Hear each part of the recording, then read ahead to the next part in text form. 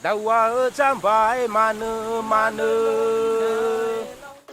Suku Nias adalah salah satu suku asli Indonesia yang masih mempertahankan adat dan budayanya di era modern seperti sekarang. Penduduk yang hidup di Pulau Nias ini menjalani kehidupannya seperti yang dilakukan oleh nenek moyang, agar tradisi tidak hilang dimakan oleh zaman dan juga modernisasi.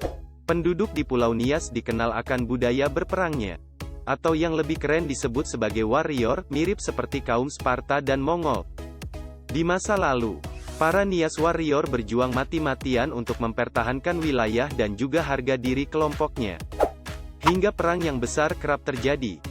Berikut 4 fakta kegarangan suku Nias yang kerap dijuluki sebagai bangsa Sparta asli Indonesia. 1. Bertarung sudah mendarah daging. Catatan paling tua tentang kebudayaan yang ada di Pulau Nias, dilakukan oleh pedagang dari Persia. Perdagangan ini datang di kawasan Nias sekitar tahun 851 Masehi. Untuk menjalin kerjasama dengan penduduk lokal, yang memiliki banyak sekali kerajinan dalam bentuk perhiasan, maupun dalam bentuk kain dan tenun yang memukau. Pedagang dari Persia yang datang pada abad ke-9 ini mengatakan, bahwa penduduk di Nias sangat menjunjung tinggi budayanya. Mereka dikenal sangat kreatif meski dalam beberapa hal, suku Nias kuno dianggap agak mengerikan. Mereka memiliki kebudayaan mengayau atau berburu kepala manusia untuk keperluan ritual. Mereka melakukan perburuan itu dengan bertarung secara sengit. 2. Harga diri yang sangat tinggi melebihi apapun.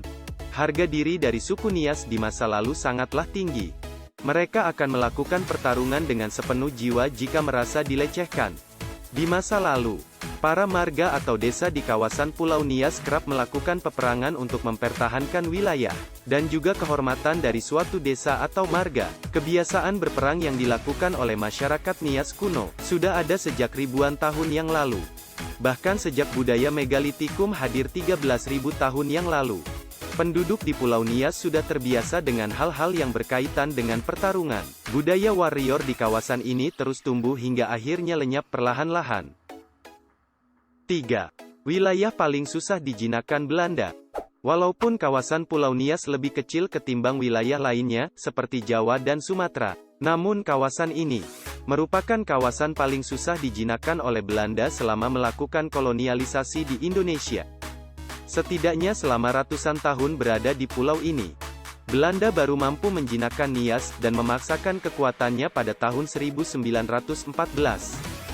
Penduduk di kawasan Nias bertarung habis-habisan dengan Belanda di masa lalu. Selama ratusan tahun Belanda tak bisa masuk terlalu dalam, karena pasti akan diserang oleh para warrior, yang siap mempertaruhkan nyawanya untuk suku dan desanya. Kawasan Pulau Nias adalah neraka bagi Belanda, karena kemampuan bertarungnya yang mengagumkan sekaligus mengerikan. 4. Kebudayaan bertarung di era modern. Di era modern seperti sekarang, peperangan yang dilakukan oleh warrior atau kesatria tentu sudah tidak ada lagi. Orang di Nias tidak melakukan lagi apa yang namanya berburu musuh, lalu mempersembahkan kepalanya pada pemimpin. Perang yang terjadi di masa lalu akhirnya diubah menjadi sebentuk tarian perang, yang diberi nama dengan Tari Voluaya. Tari Voluaya dilakukan oleh pemuda lengkap dengan atribut perang tradisional. Anak-anak kecil juga didandani untuk terlibat langsung. Orang di Nias ingin budaya berperang ini tetap ada, dan diturunkan kepada generasi baru, agar tetap melakukan budaya ini sampai kapanpun. Kehilangan budaya bertarung adalah bencana besar bagi para penduduk di Pulau Nias. Demikianlah 4 fakta kegarangan dari suku Nias, yang merupakan bangsa petarung asli Indonesia. Suku Nias tak ubahnya Sparta yang berjuang tanpa henti dengan nyawa